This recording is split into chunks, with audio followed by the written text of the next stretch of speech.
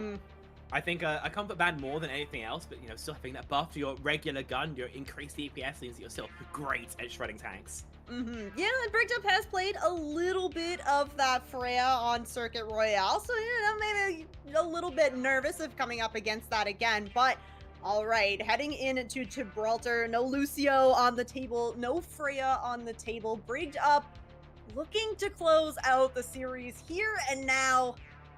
So we head into map number 6. Oh my goodness. I mean, all these bans, we were talking about, Matt and I were talking about this before the break. These teams have come up against each other 3 times already. This is the 4th time. So the bans have been very, very targeted all throughout this series. It feels like, as well, when you get to this point of a series and you're trying to come up with your bans, half the time you're trying to think of what you haven't banned already, right? You already banned like 5 heroes. You're trying to think of a 6th one. You do tend to slip up over yourselves a little bit. But I think the more important thing when it comes to mentality is when you're getting reverse swept against, it feels really hard to stop them on the 6th map because you're still sort of chill. You're still not quite respecting the comeback like you would when necessarily it's a map 7. But you're beginning to get the feeling that something's not quite right, that the tides are beginning to turn against you, so it leads to a bit of a strange feeling, and one that I think does tend to force us to a map number 7. See if the map pick from Brigged is strong enough to drag us there or not. But I've got to say, if I were a betting man, T4T, I would say I make it at least to that decider. Yeah, I like that. That's a really good point, right? This is not the end of the road for Brigged if they lose this. So are they really like kind of locking in as much as they need to, especially against a team that has taken the first 2 maps off of Brigged in this playoffs? I mean, even in the regular season, Brigged only lost 1 game in the regular season, and it was not to T4T. So definitely you need to kind of respect what T4T is bringing into this grand finals, because they have been carrying momentum ever since they got that win on map number 4. So coming in to Gibraltar, although Brigged have kind of thrown maybe a little bit of a wrench into the plans here, like, oh, we're going to a map with a bunch of verticality.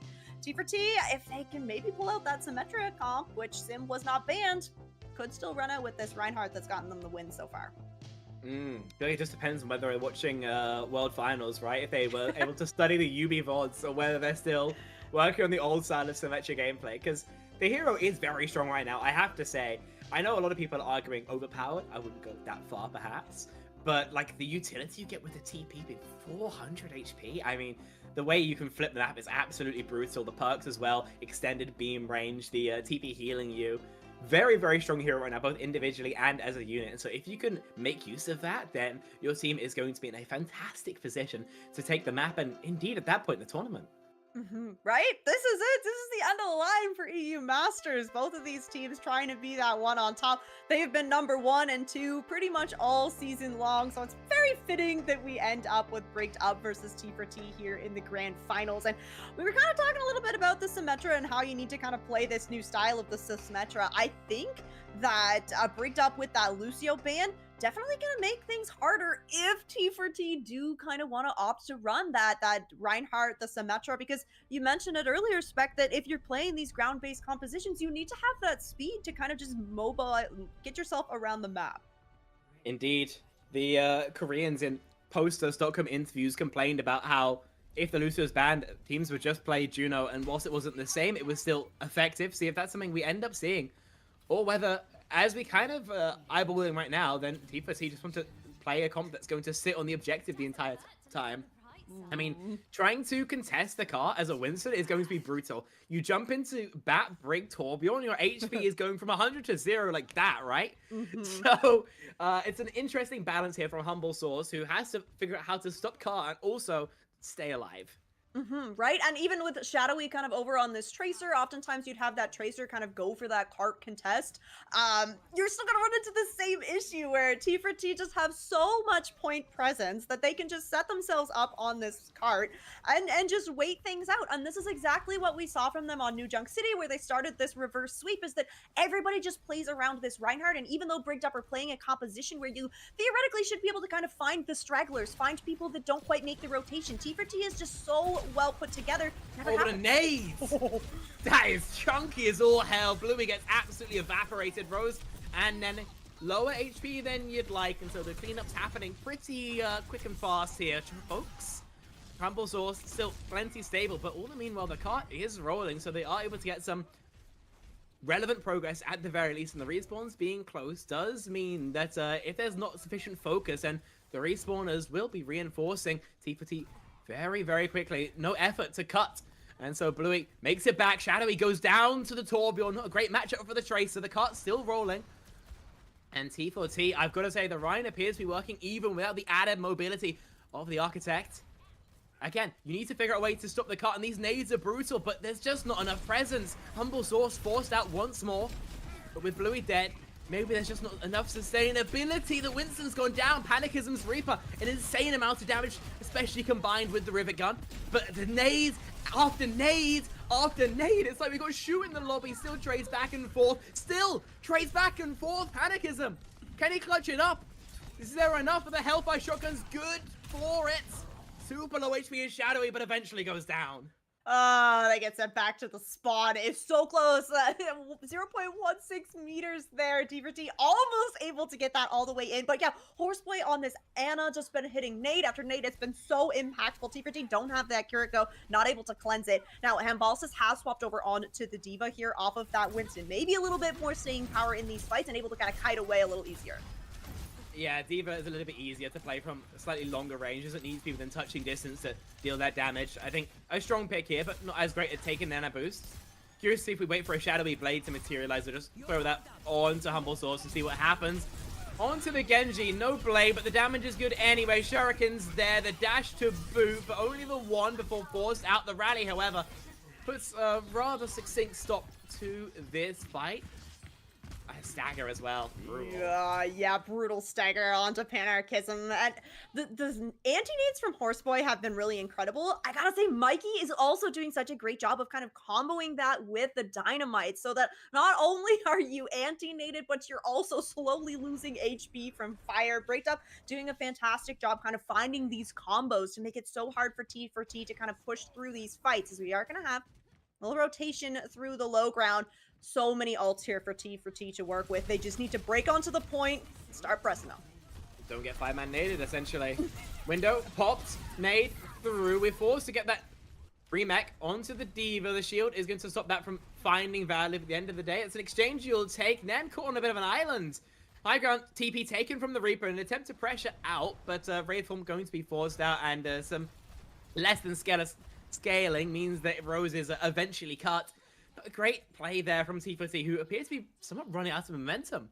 Yeah, kind of like locked themselves into this small room, except for Nen, and that's where this dive composition from Brigged Up between Shadowy and Hambalsis is really able to kind of capitalize on that. Nen is found out on an angle, gets punished for it immediately, as we are going to see the Symmetra come out from Nen here. T4T have Bluey move over onto the Kiriko as well, so you're going to be able to deny a little bit of the value from this anti-nade now, but the Blade is online for Shadowy. You just have to watch for this Blossom that could come through from Panarchism.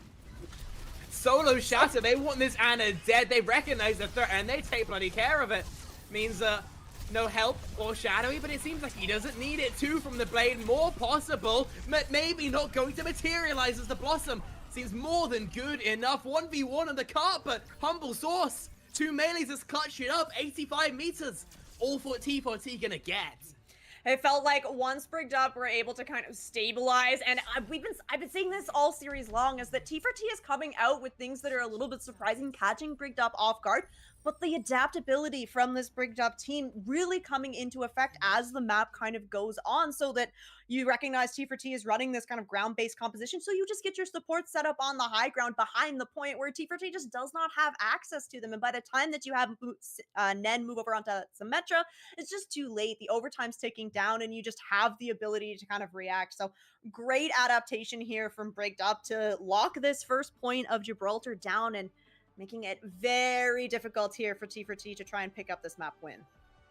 Really like the idea, but unfortunately, as the Rhine, your number one priority has to be blocking those nades. Horseboy should not ever have been allowed to find that much value from it, right? Because it's getting eviscerated purple after purple. They were absolutely brutal. Look at the damage from the Ana. It's almost imagine what your tanks got, for Christ's sake. Ridiculous.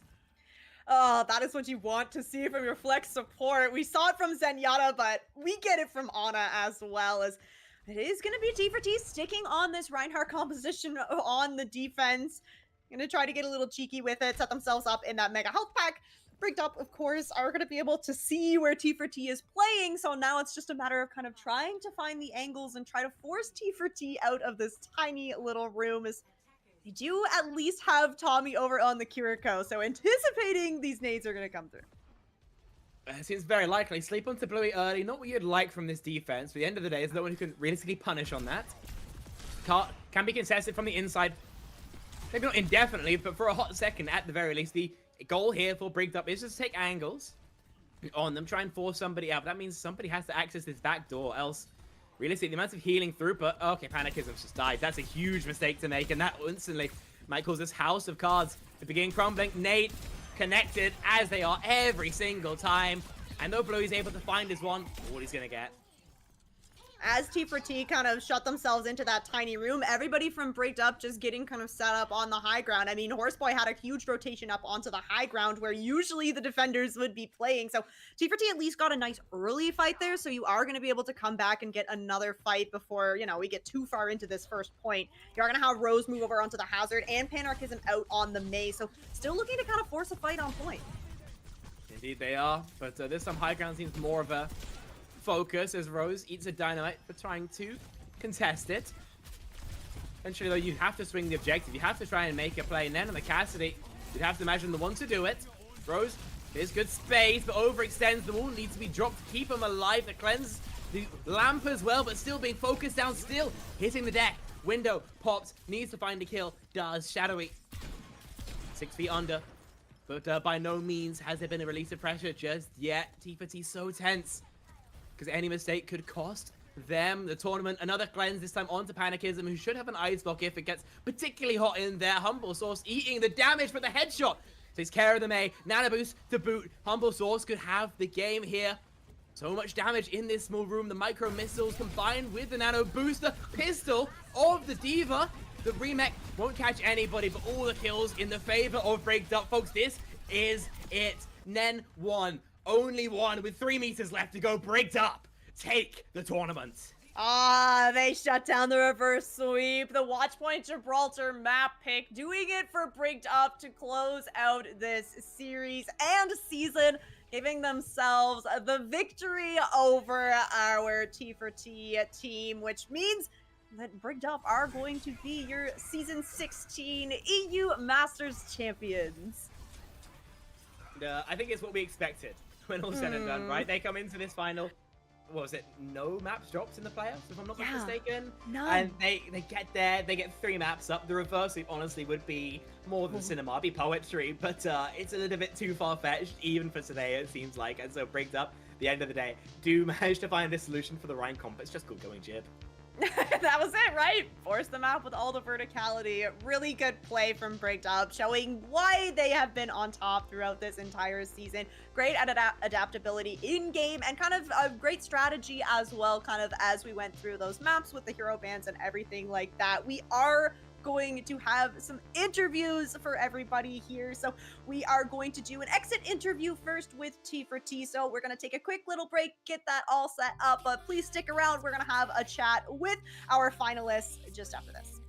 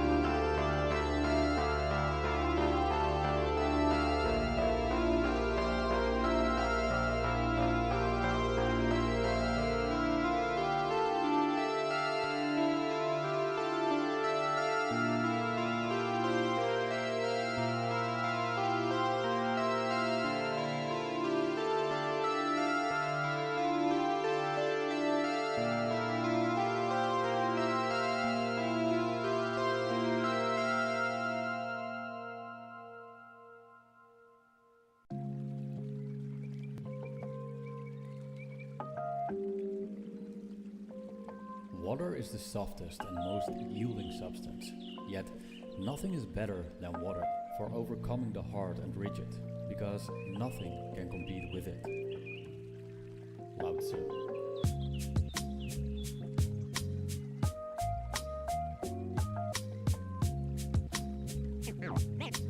Name straight, new wave.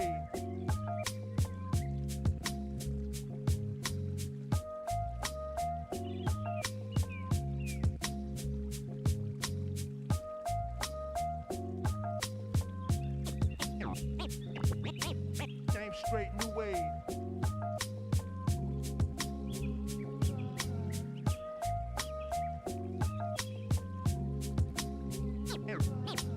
Name straight, new wave.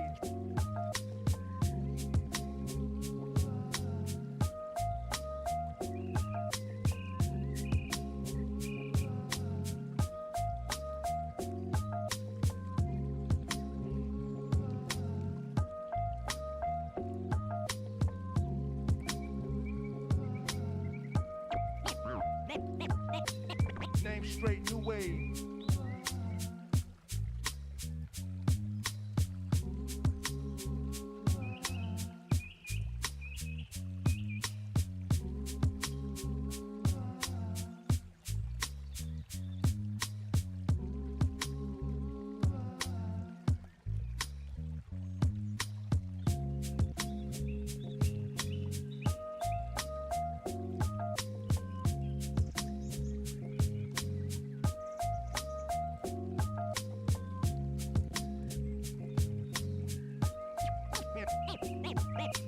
Name straight, new wave.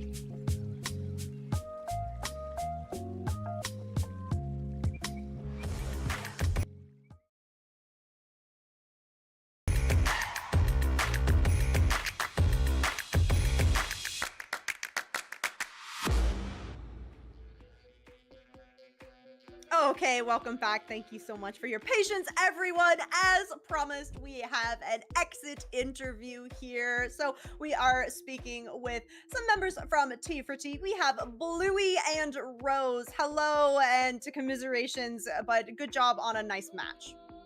Hello, hello. Hey, hello.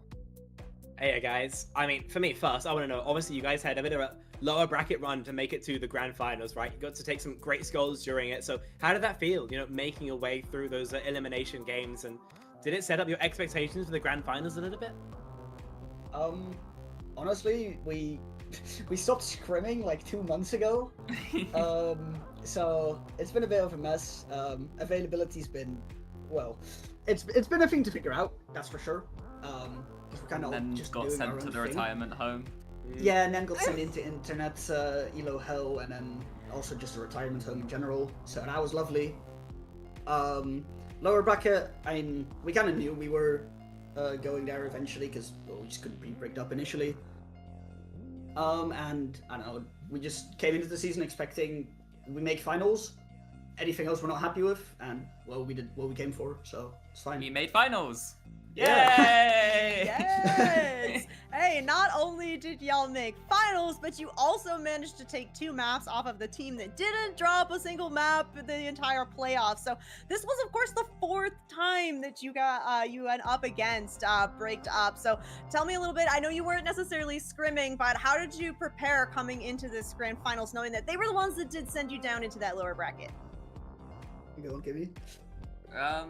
It was basically just try play our game as much as we can, which you obviously saw with the Reinhardt. We just decided, you know, let's have fun. If we're going down, we might as well go down with a smile on our face. Unfortunately, not a gun in each hand, but yeah.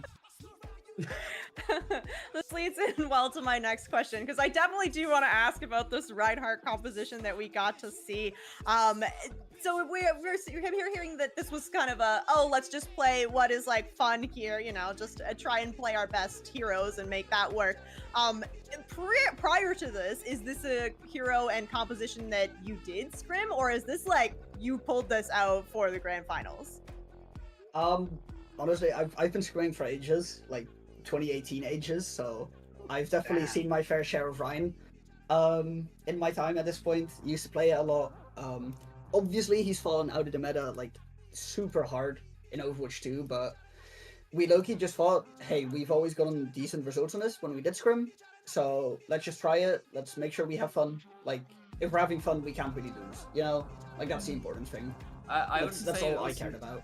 I wouldn't say it was necessarily a practiced pocket pick, but we did pull them out every now and then when either when Just felt like things it. were looking dicey or yeah, we just felt like it. Yeah. Fair enough. I mean, stuff like that always happens, and then, you know, final question I want to ask. On the final map, what do you felt like particularly went wrong, other than just, you know, Brian and Jib? Do you felt like it was winnable at any point, or was it just a compositional mismatch? Not your game, not your day? I think the was it first fight or second fight? The one where we actually like pushed really close to capping. I think that was really winnable, but without it was a good ban by Brigged up taking out the Lucio. I think I was just a bit slow on rotations as Bap is a bit clunky well. and ended up getting caught out early because of it. Yeah, and I also didn't do a great job shooting everything. I'm gonna be so honest. So you know, it's always just rough playing Rhine on the dive map, you know. But it's doable. We tried, and well, it's just Jeep's not a fun map. I'll say it. We can I'll take say solace in the fact that we gave them a proper fight at the end. Yeah, a proper run for their money. And a very entertaining series as well. Listen, guys, we're going to say goodbye to you, but before we do you have anyone you want to shout out? Floor is absolutely yours. Can you go first? Obviously, shout out to the rest of my team. We all played really well, and I'm proud of everyone, and our subs as well for being around when we had various issues. Yeah. For me, I also just want to give a massive shout out to my team because they've put up with a lot of inting from my side. I've heard a fair amount of I'm just holding right click for my flex support. It happens at times. Nen for coming back from the retirement home. And to our coach, who was virtually non-existent, but when he was existent, he was a pretty chill guy. Lars. 07 Lars. Yeah, Absentee 07 father. Lars. We've seen him Absentee like father once at in the 4 ripe old months. age of 17. Oh my goodness. Well, it has been a pleasure to speak with y'all. Congratulations on second place. Very well deserved. And thank you so much for taking the time to speak with us. And we hope to see you again next season. Yes. Bye-bye. Bye. Thank you. Bye-bye. All right, we got to hear from the second place team, T4T. We are going to throw it to a super quick break as we get our interview set up with the winners. We will speak to Brigged Up just after this.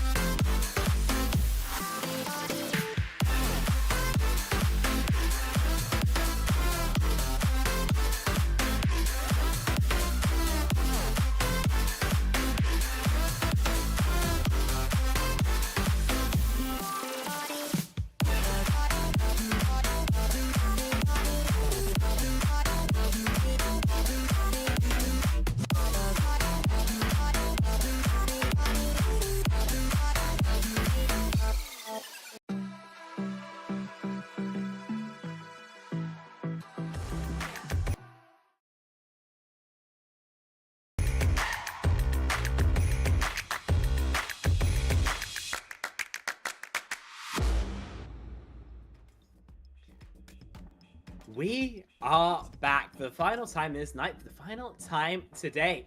with an interview with some of the victorious members of Brigged Up. They've played for 6 long maps of play, and finally we've got Humble Source and Stein here to have a chin wag with. How are you folks doing? Yeah, very good. I'm glad we won. Yeah. Most people usually are. Yeah.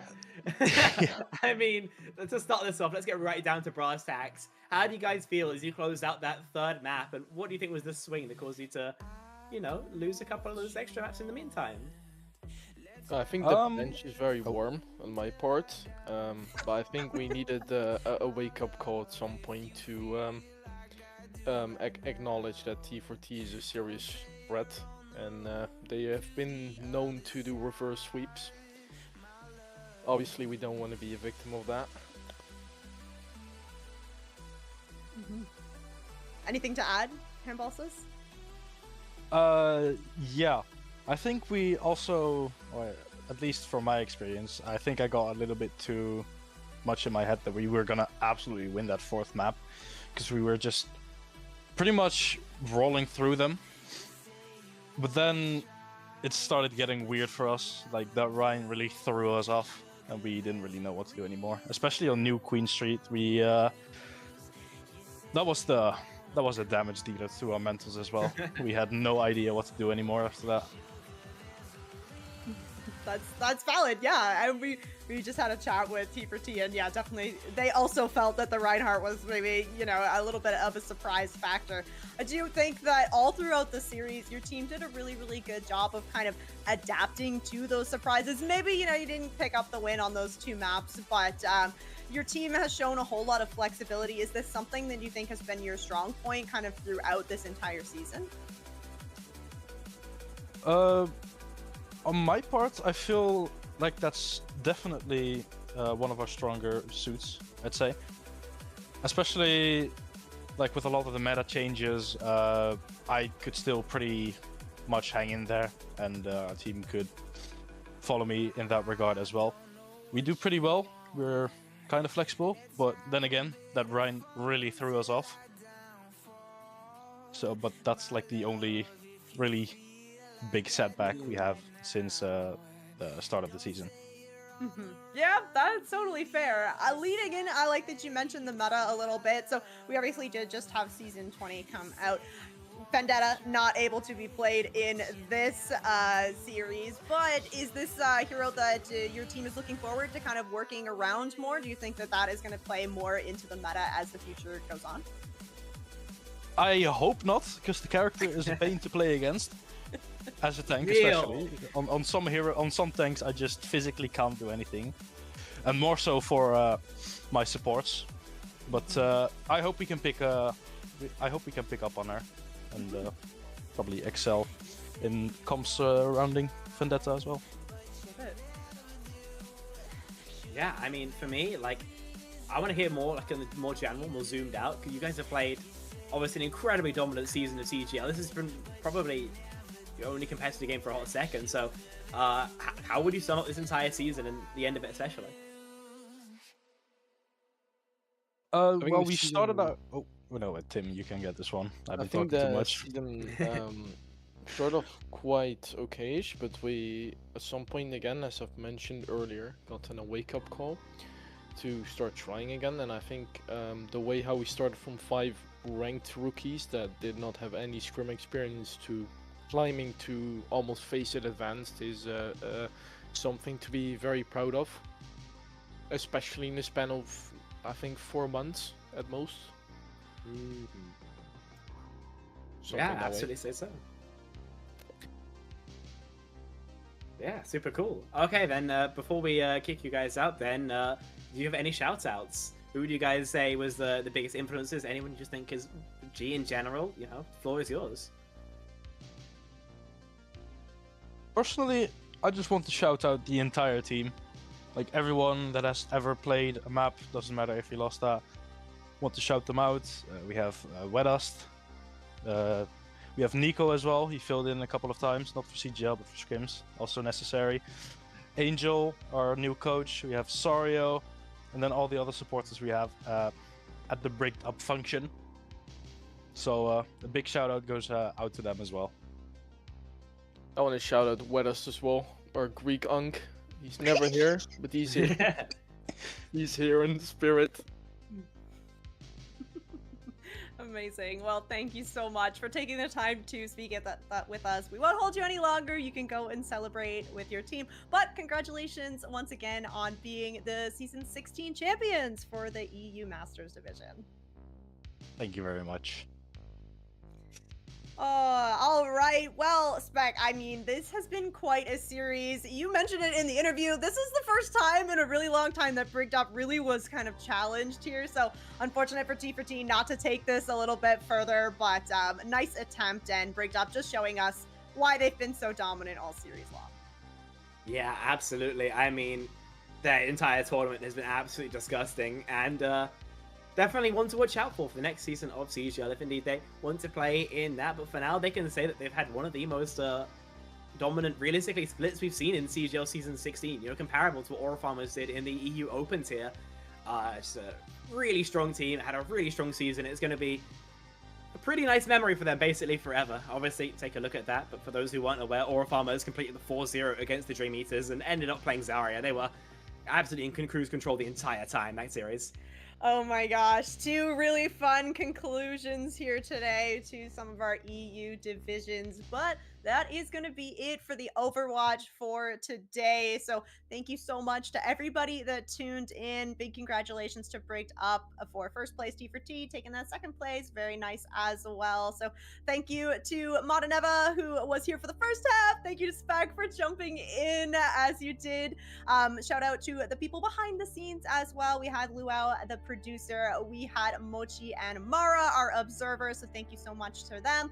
And thank you all once again for watching and supporting CGL. But that will be it for tonight. We will see you next time.